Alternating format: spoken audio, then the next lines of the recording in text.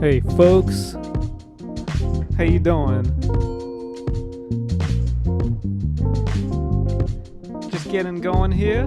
Untold Misery, nice to see you again. KCE779, hello from Guadalupe, West Indies, nice. How you doing? Thanks for tuning in.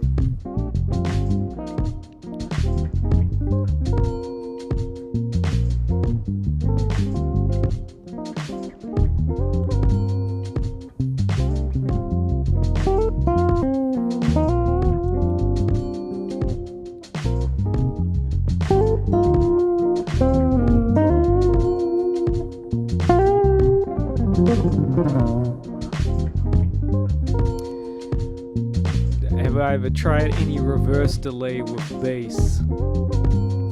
Yeah, I have many times. Yeah, I don't have my delay pedal hooked up right now, but a few times here on the live stream I've actually done reverse delay. Really a hidden treat if you can. Semi-upright sounds of space. Yeah, that's what, you know. But let me see, I'm trying to see if I got because I've got all kinds of cabling going on. Because I'm trying, you know me, I'm always trying things out, you know, with my setup. But let me see.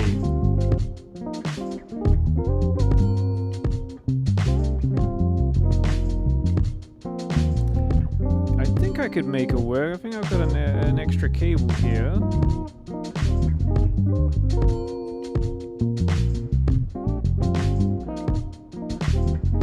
So I might be able to hook up the space delay. I'll hook it up in a bit because I also have to. I'm thinking about okay, for the power as well. I do have another slot. I'll get there in a bit.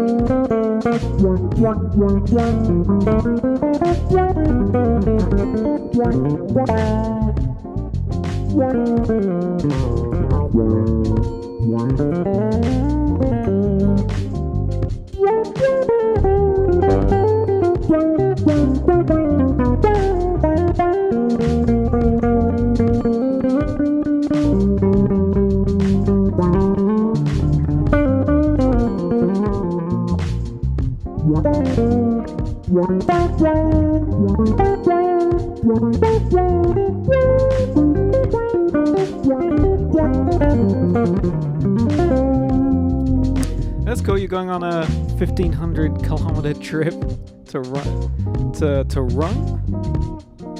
Where's run? Or was it supposed to be Rome? Oh, how's it? But anyway, I'm glad that you could tune in. And folks, if you're here for the first time on one of my live streams, welcome. Glad you could be here. This is just the Tuesday edition, which is super loose, and just, whatever happens, just like any of my live streams, really.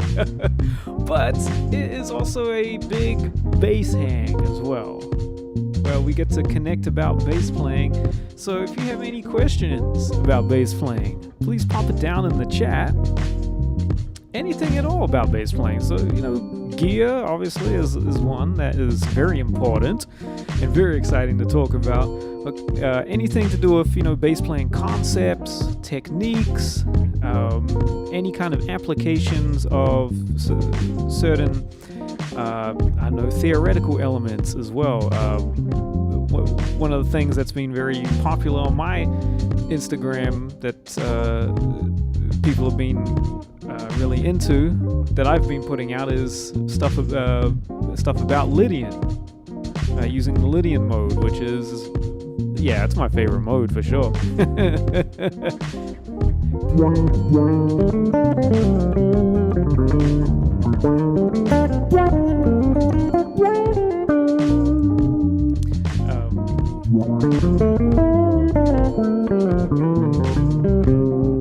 So anything about that, or playing gigs, recording bass, anything to do with that, pop it down in the chat. I'll do my best to address it. But right now, I'm just kind of just making up stuff on the spot, which is what I love to do. It's nice to kind of just have, it's just something I've always enjoyed doing, just kind of creating something from nothing. It's just one of the many things that we as artists love to do, right?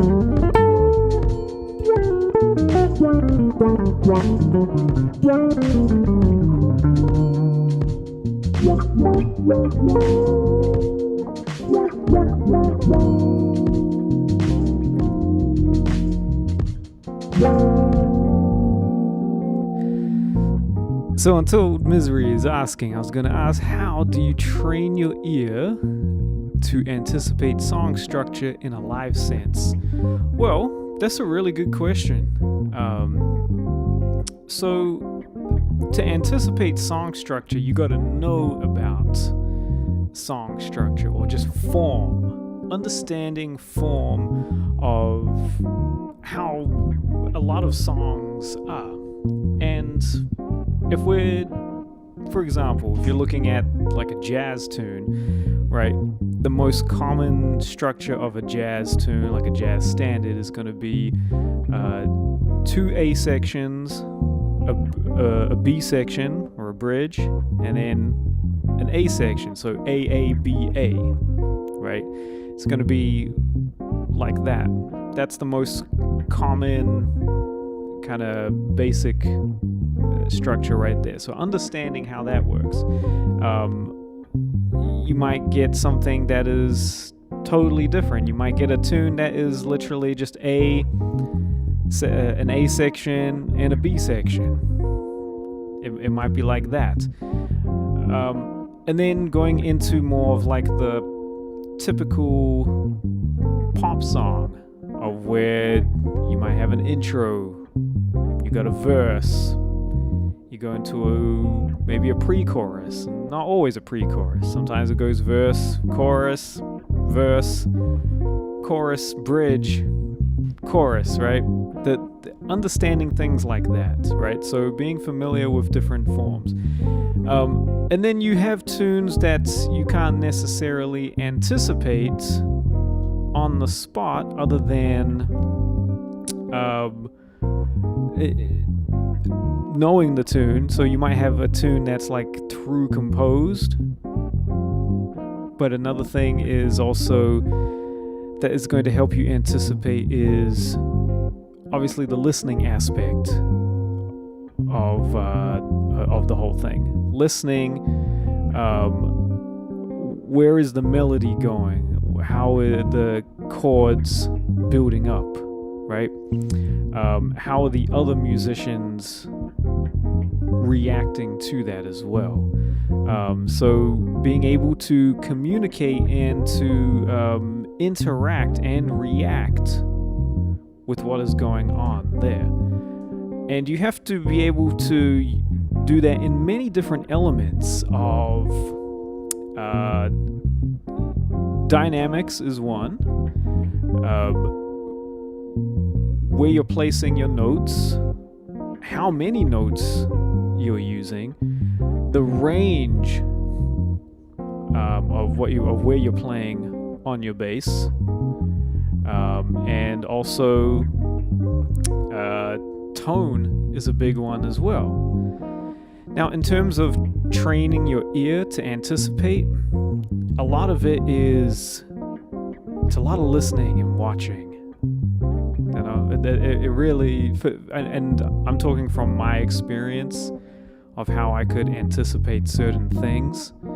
Yeah, it really was just a lot of listening and watching. A lot of watching, like watching gigs, like going and seeing people play on gigs, watching a lot of live concerts, like just on YouTube.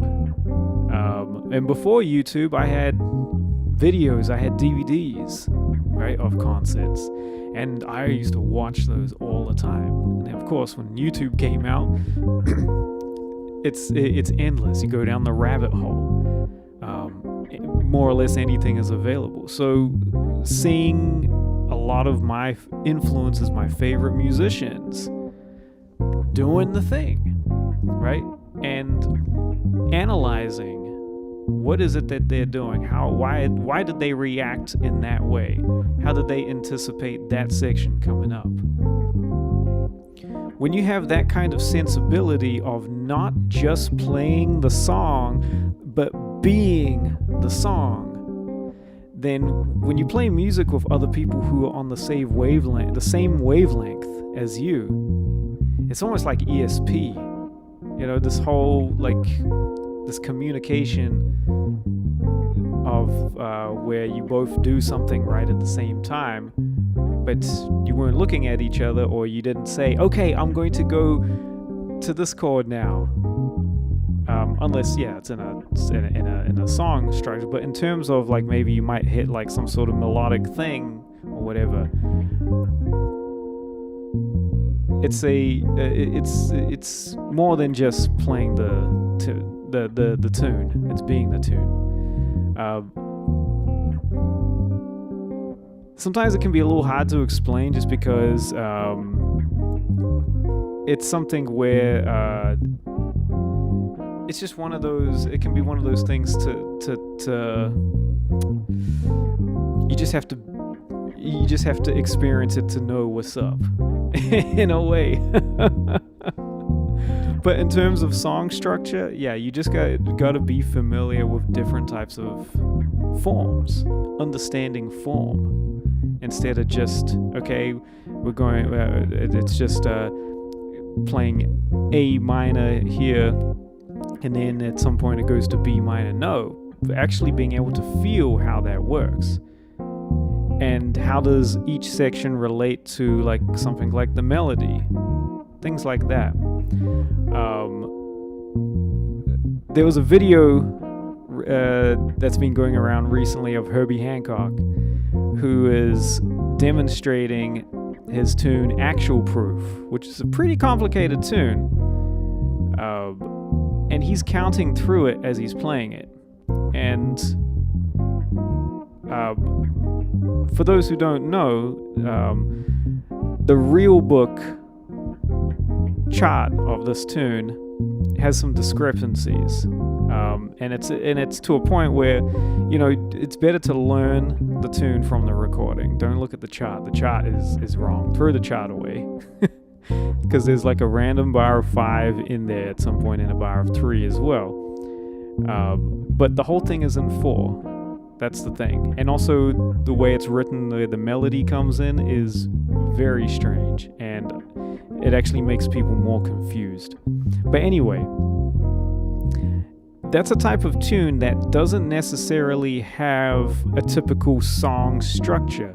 It's more so a tune that has landmarks in it. Like, it has certain hits that when you play through the tune, when there's a soloist playing, you play those hits as well, in order to play through the form. But it also is a good way of letting people know where we are in the form. So it's understanding the song, that kind of thing.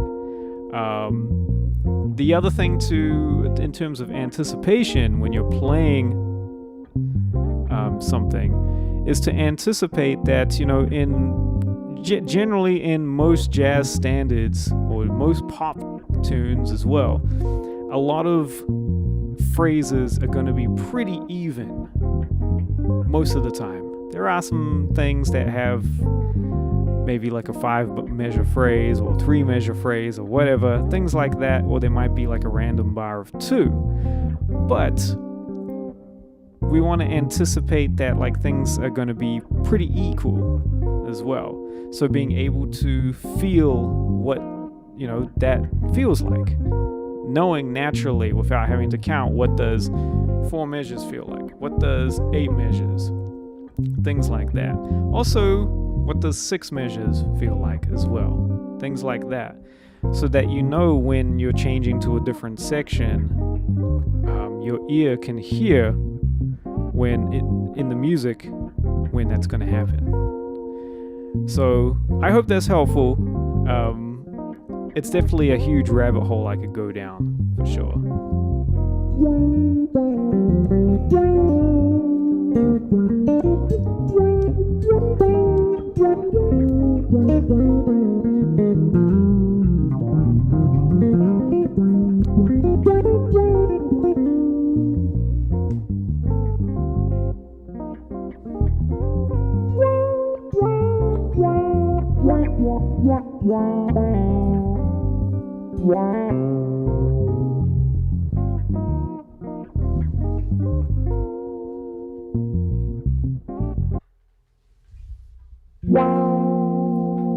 I like that beat though.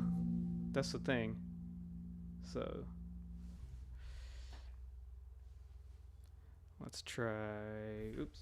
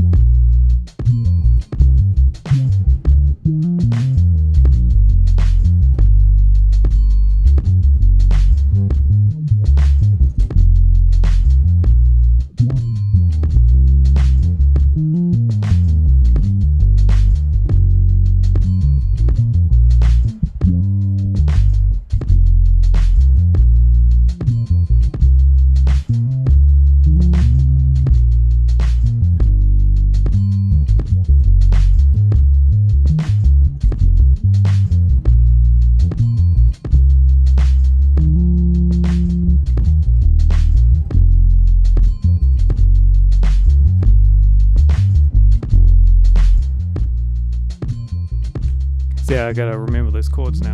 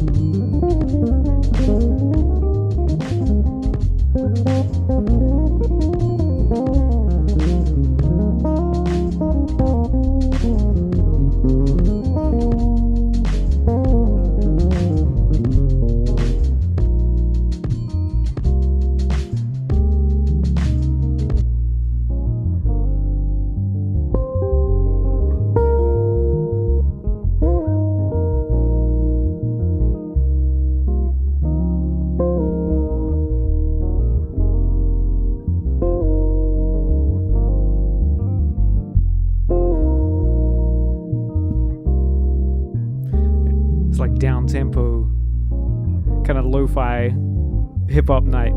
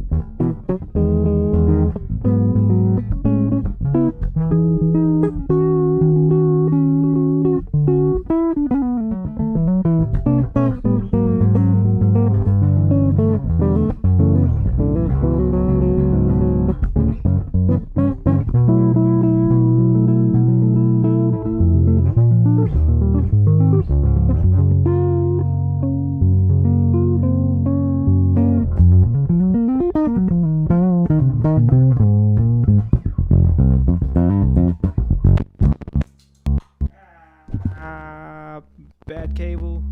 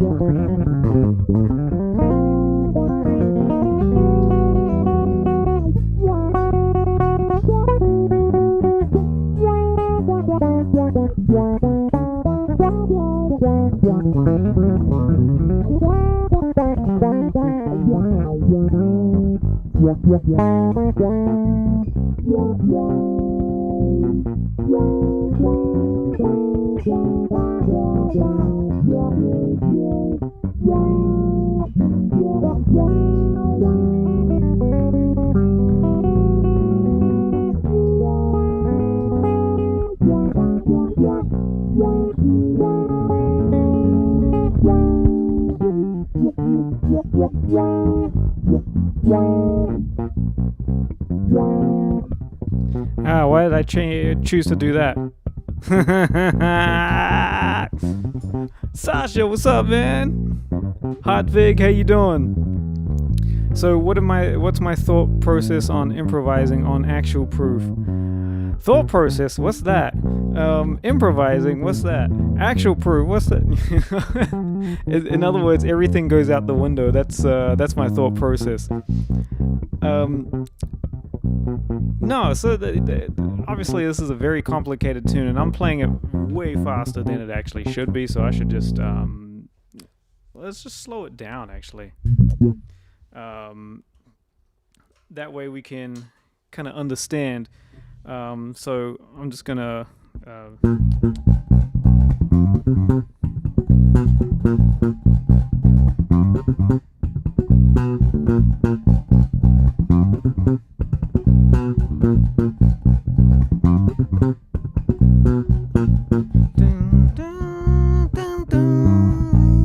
I can't sing and play.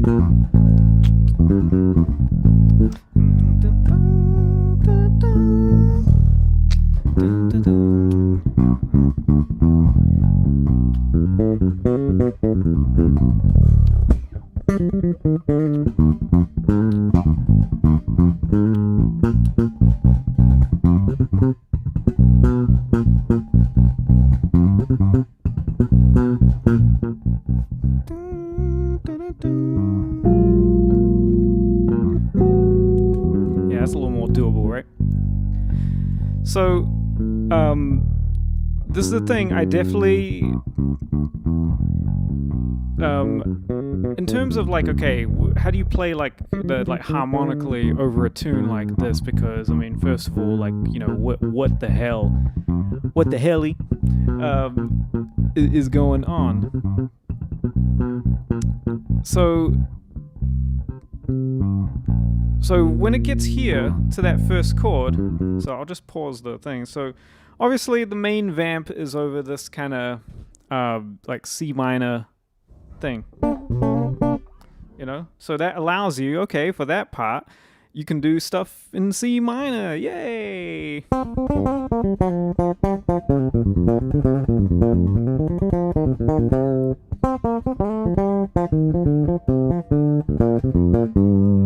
Right?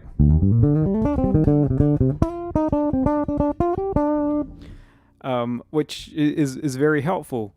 And then the moment that it goes to that that first chord, that which is just a G flat major 7 with a B flat in the bass. I know it's probably written differently in the real book chart. Don't look at the chart. The chart is that chart is whack. All right, throw that chart away. Listen to the recording. All right, that's the way to listen to how it was done. You know, so essentially I'm treating it as a you know, obviously G flat major 7, and then that goes to G major 7, right?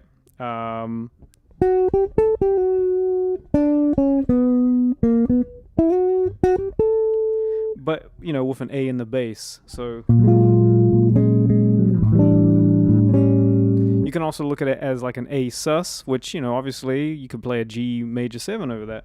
But so B flat, you know, so that G flat major 7 with B flat in the bass.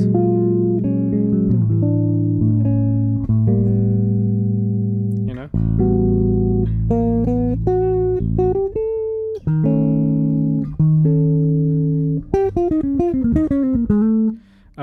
And I know that chord, it's definitely a, what was it? It's, I don't think it's it's not a half diminish. Or maybe it is. I think it might be a half, it's either a half diminished, yeah. Yeah, it wouldn't be a, it's not a dominant 7 with a sharp 11. It's not a Lydian dominant. So it's going to be,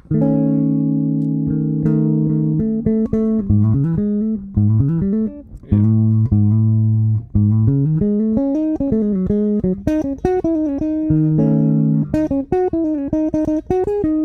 So I'll look at that chord as, I'll literally just play like A Lydian over that.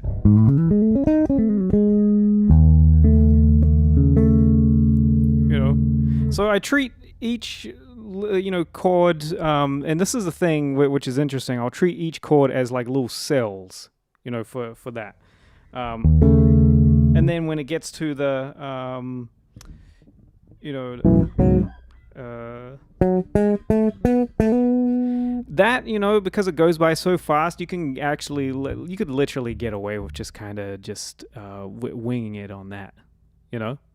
And what's great, you know, if you're playing something harmonic, you know, what if you're improvising over, if you hint that, you know,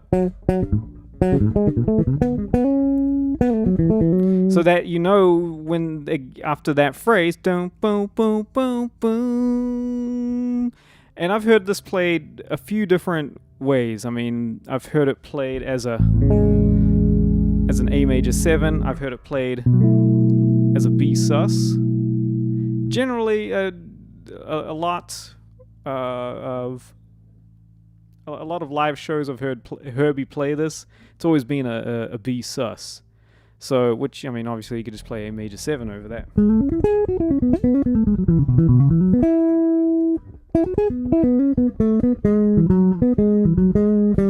And then, you know,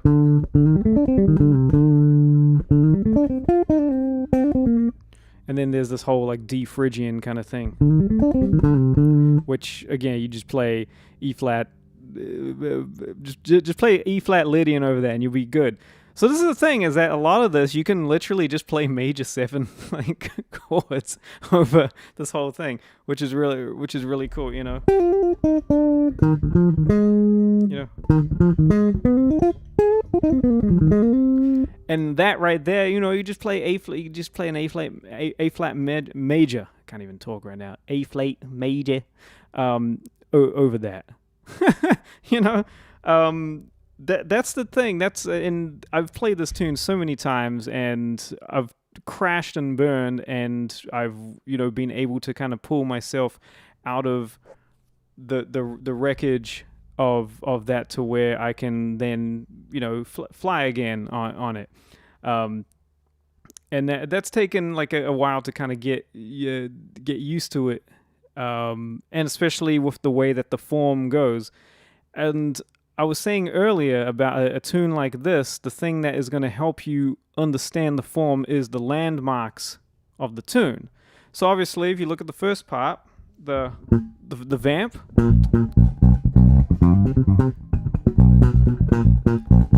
there's your first landmark, right? So that's the first thing. And that vamp is literally just open until someone cues the melody.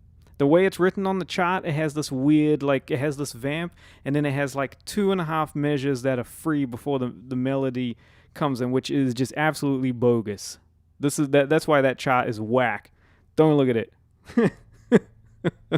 So this is the thing. It's just an open vamp of the that's the thing for me, is that it's open and then the melody is cued. You know.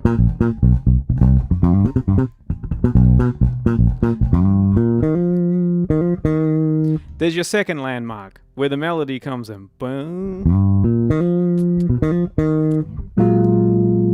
Everyone knows to go to that chord. Boom, boom, boom, da, da, da.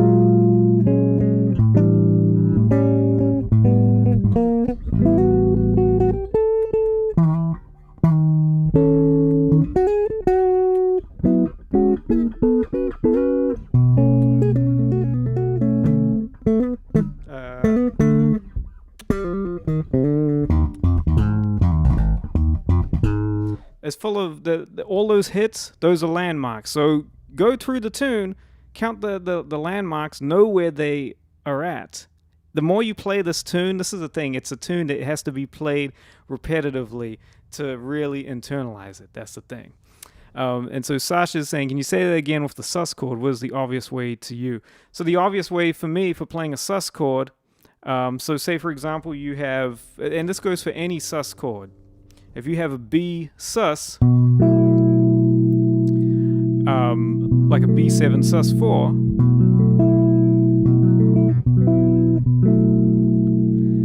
I'm going to play A major over that.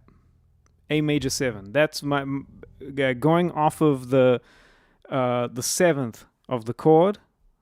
That's the obvious thing for me. So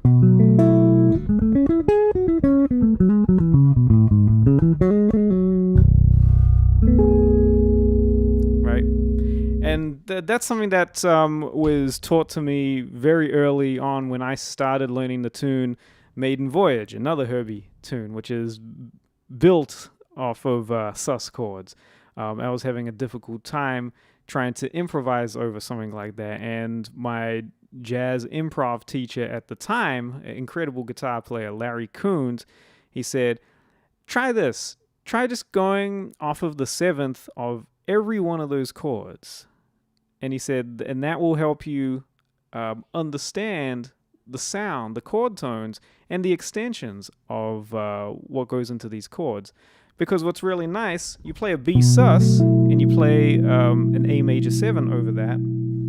Sure, you're playing in relation to the B sus, you're playing the 7th, you're playing the 9th, you're playing that 11, or the sus 4, and then right there you're playing this 13, which is really nice.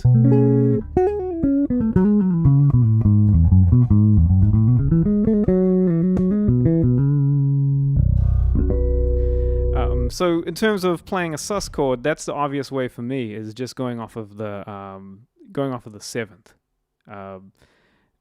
and I like that sound as well. I really like it. Hartwig is saying, what is your go-to method for making one chord, so major or minor, sound interesting in a solo context? I find them to be too inside sounding, which makes sense considering their function. Yeah, no, that's a great question. I can definitely I can definitely show you a few things with that. And thank you, Sasha. I'm glad that you find that useful. You see, like sometimes, the thing that was taught, and I'll get back to your question, Hartwig. Just going off of the sus chords, the thing that I was taught, and from quite a few of my teachers, but definitely Larry Coons, who I mentioned, he said, go for the things that, sound obvious to you, that you can hear. Don't, because, when you, even if you don't, if you're not understanding of like a chord, but you can hear the notes that pop out when you hear some sort of chord. You can hear what it is, what sort of chord tones are in there. There's always going to be, and that's always going to be different for everyone. The things that are going to strike you in that emotional way. And so for me, for a sus chord, the things that the most obvious for me is that sus4 and also that 13. To me, those are that's the sound that I'm going for. So in a way, it's like, when you hear a chord, go for the sound that you are hearing over it. And just know that any of these chords, they're built up and they're constructed of many different types of triads and different types of seventh chords as well. So again, the most obvious one for me is to play a major 7 chord on a sus chord that is built off of the 7th. That's just my go-to sound. And so to anytime, and you can do that even for a minor chord as well. So if I was to play, my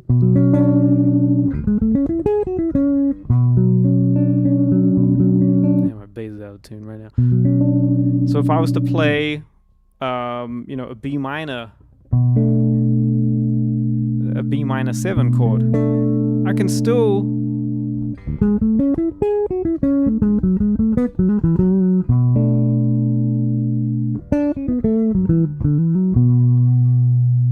I can still play an A major 7 over that. So that's the thing. It works in that context too. And that all comes from when I was working on Maiden Voyage, because in the bridge section,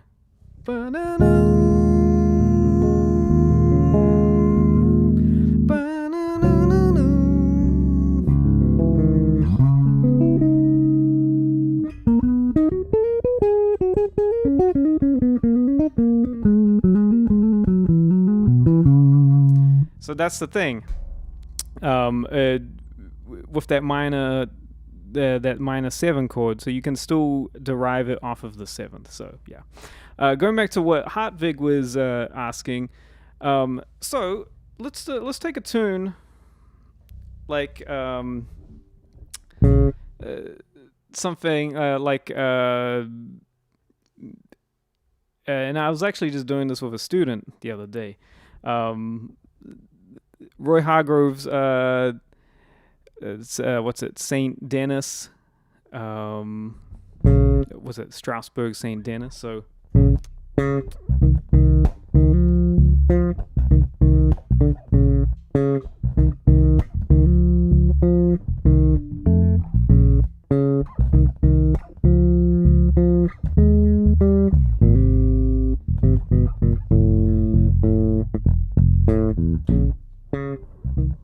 right? So pretty diatonic for the most part at the beginning, right?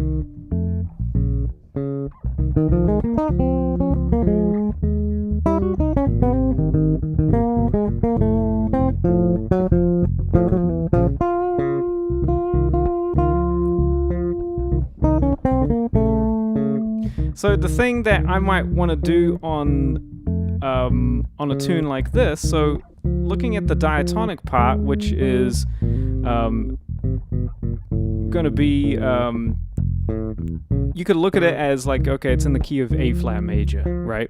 But those first 3 chords, which is B flat minor, C minor, D flat major, right? You could look at it as playing D flat Lydian, right? If you're playing more inside, but if you're trying to get something outside, then I would definitely look at it as maybe just play a B flat minor major 7. So maybe play like B flat melodic minor. So for the first part.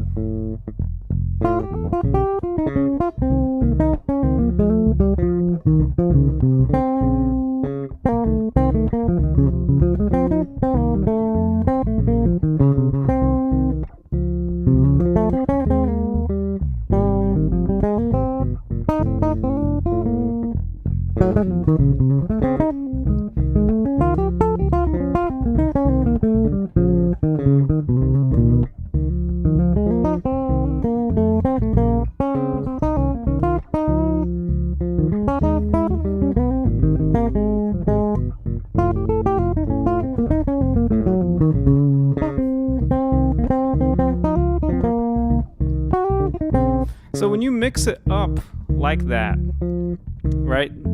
That's the thing, is that just that one note changes everything. So if I was to play something that's just inside,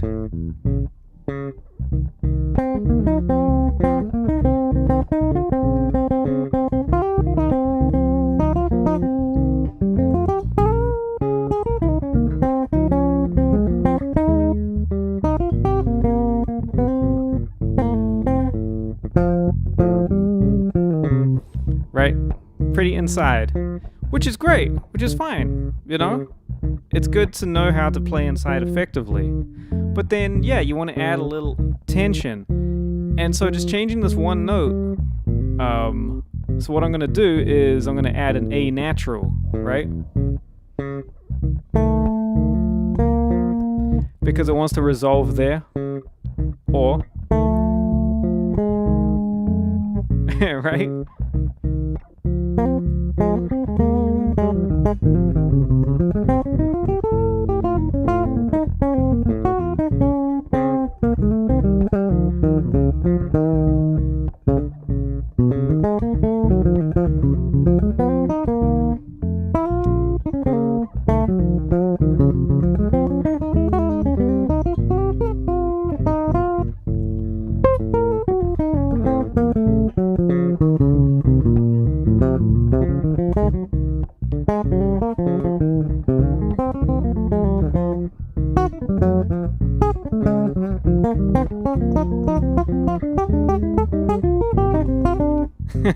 And then what I did there was just, I took these like parallel kind of fourths, moving them up in whole steps, because what that does is, you know, it stays inside and then it obviously eventually moves outside, and then you can actually resolve it, you know?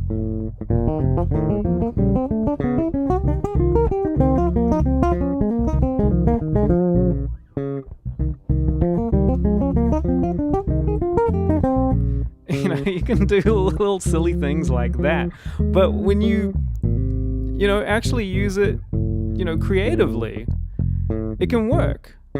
So, like, this is a thing of, like, you know, playing, you know, outside. It's like, it's a combination of, like, knowing how to be kind of quirky, how to be kind of silly with it, but then knowing how to bring it right in.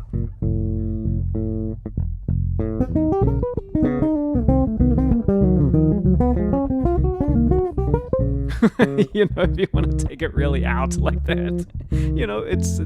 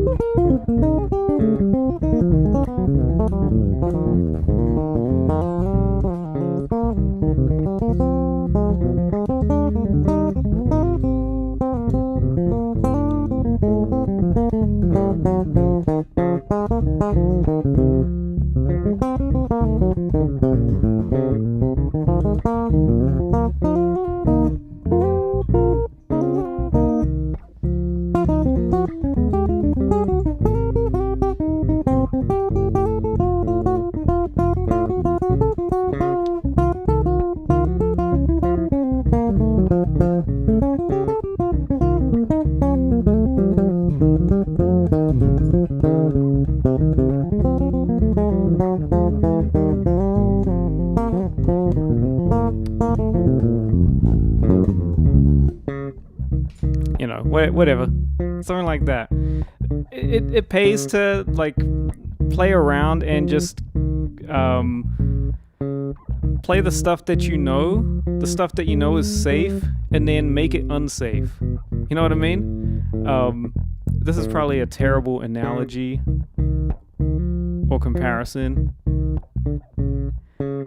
You know, when you're a kid and you know you've been told like, all right, don't do a certain thing because it's kind of dangerous, and you know, like, okay, I'm not going to do that, but there's also those intrusive thoughts that are telling you, yeah, but you know, I kind of want to see what happens. You know, I mean, for the most part, we don't do that, right?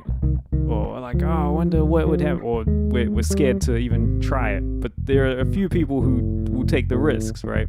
Well, if you've never had that chance to be able to do that as a kid, well, you can do this musically, you know? I would recommend not so much on the gig per se, but do it in this kind of context. Maybe in a rehearsal, or if you're jamming with your buddies, why not? But don't make it obvious that you're playing some stuff that is like really like non-chord tones or whatever. Things like that. But you have to have the attitude of like, you know, what you're playing.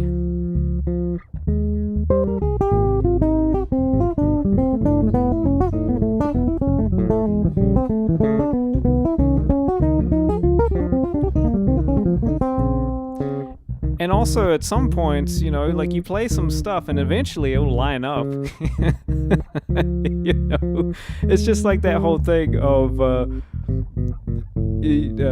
remember I played a lot with Virgil Donati, and, you know, a lot of his music, odd time signatures and all that. And it's like, you know, yeah, if you just count 4 at some point, you know, eventually it will line up, right? At some point, you'll hit a downbeat. It's the same thing here.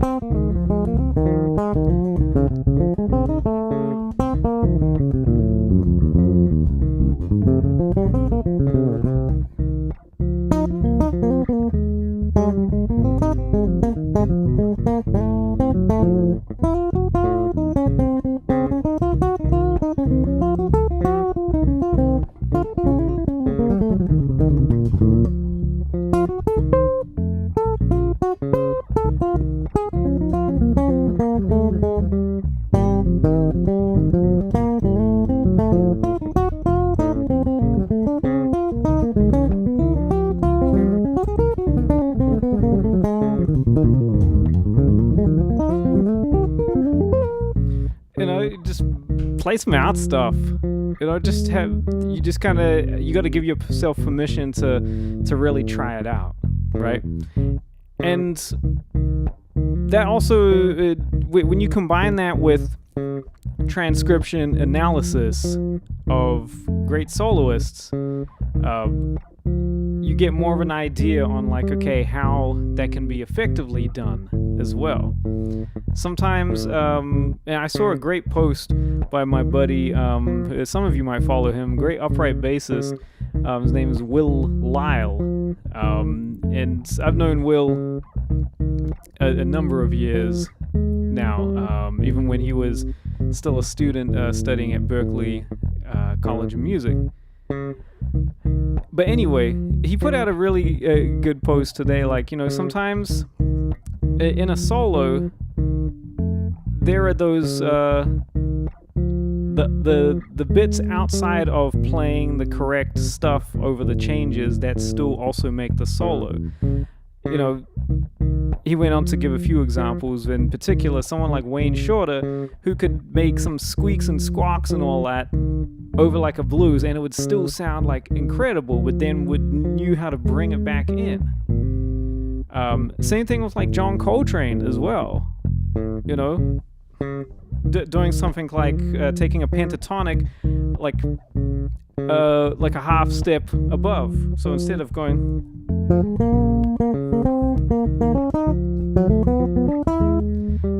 things like that, but knowing how to effectively deliver it, right, with that intention. And that's the thing.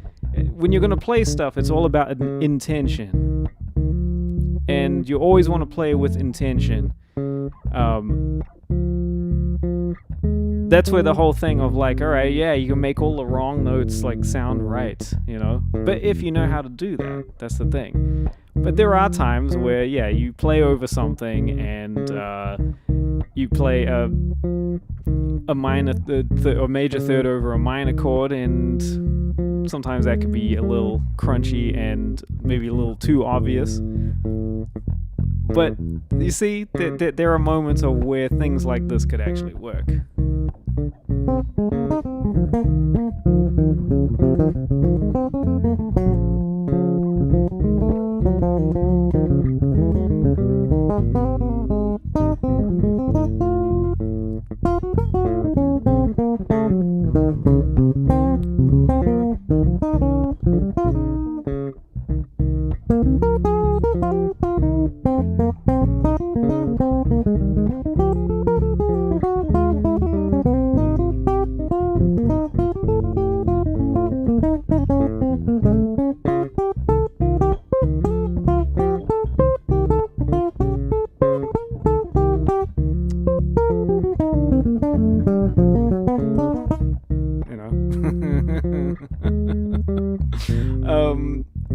Play outside, but make it back before you get fired. Exactly.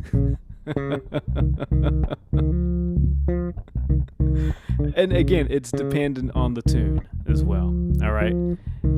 Don't take this as your thing of like, okay, now I'm just gonna like just totally not care about what the changes are and just play my own thing. You know, and play whatever. No, because then it'll be pretty obvious that like, okay, that you're not covering it. You gotta know, how you need to know how to play inside effectively, as I mentioned earlier.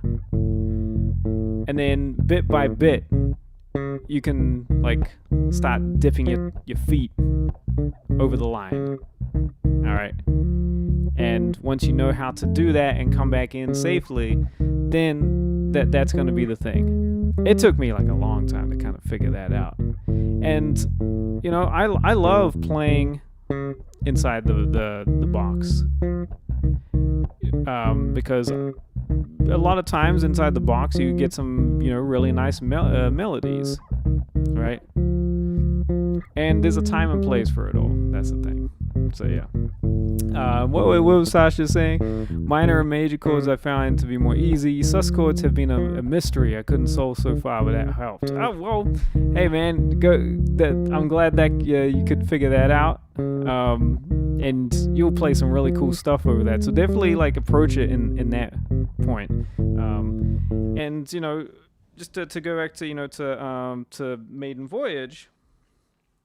So if I'm going, this damn cable, man, it's like what? Anytime like I want to push record on my looper, and it's just, you know, so.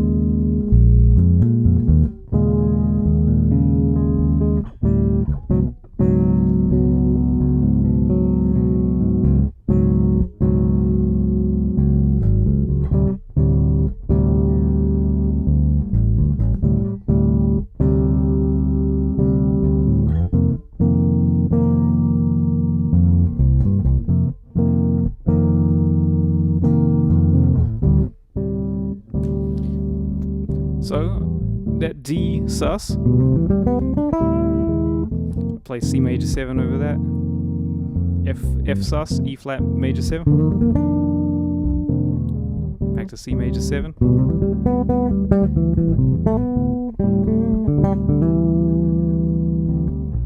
F sus, E flat major 7.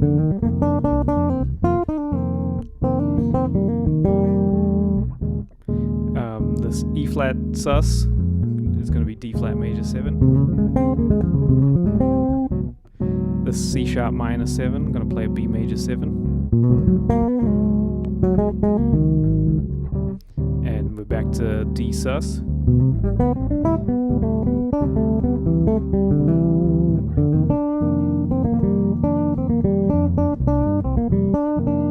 To me, this is the ultimate tune to one of them to play to shed, sus chords, because the whole thing is that.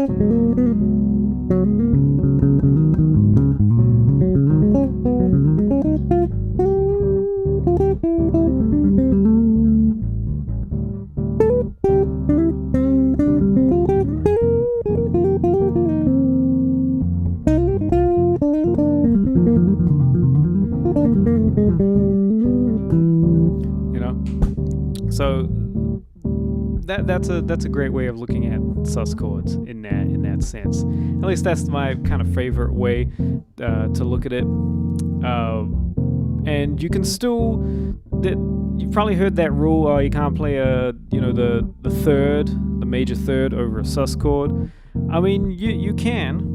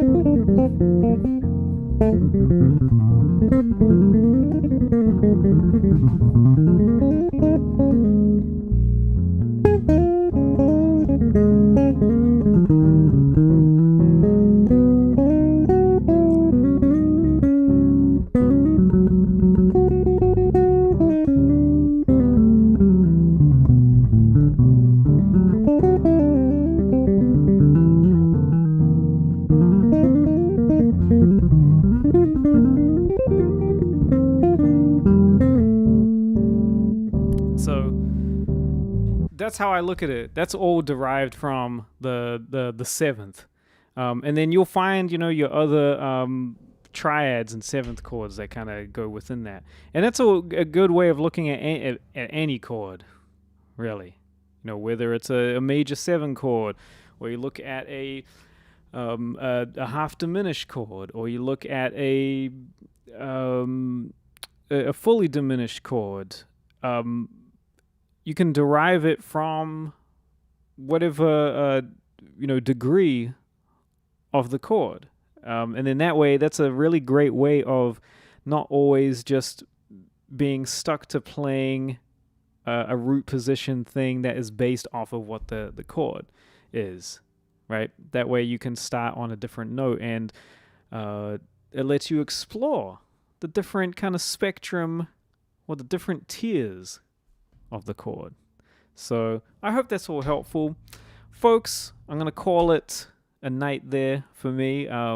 Generally with these Tuesday edition ones, I'm trying to keep these ones a little shorter because they're a little more kind of chill on here for me, being like nighttime and all that. It's like, this is the night hour, and usually the ones that are later in the week, which is going to be the morning for me, is usually when I've had caffeine and all that, so I'm just like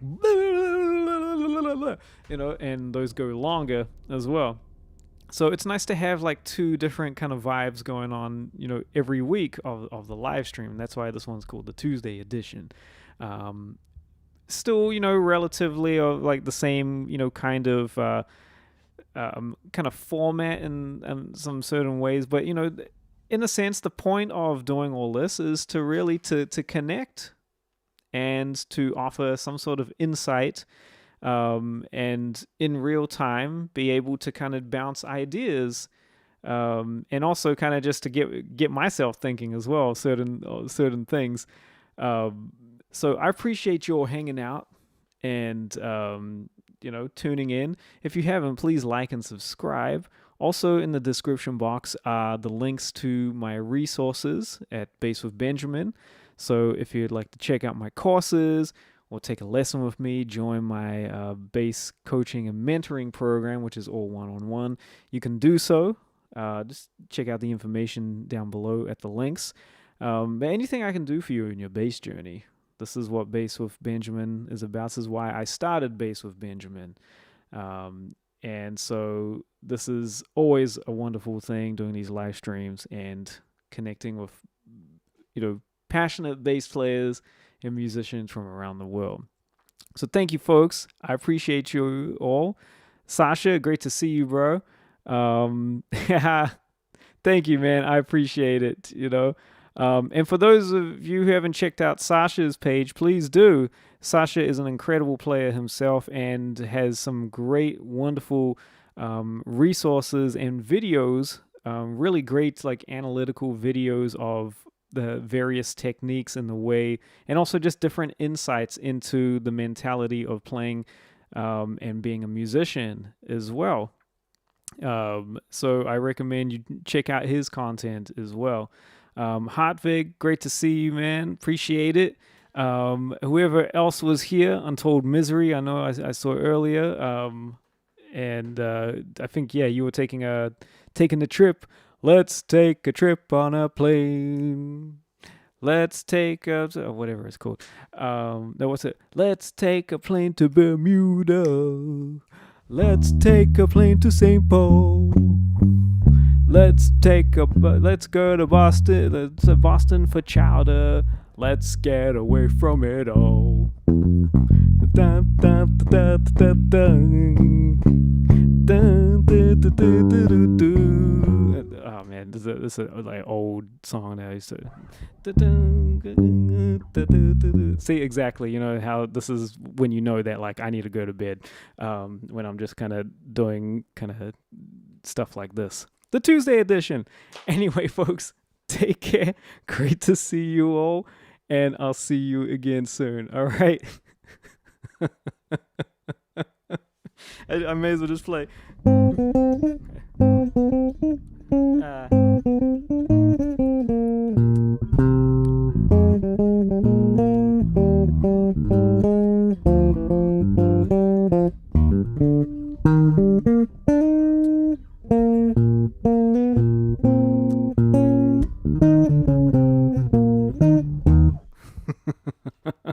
right, folks, I'm out.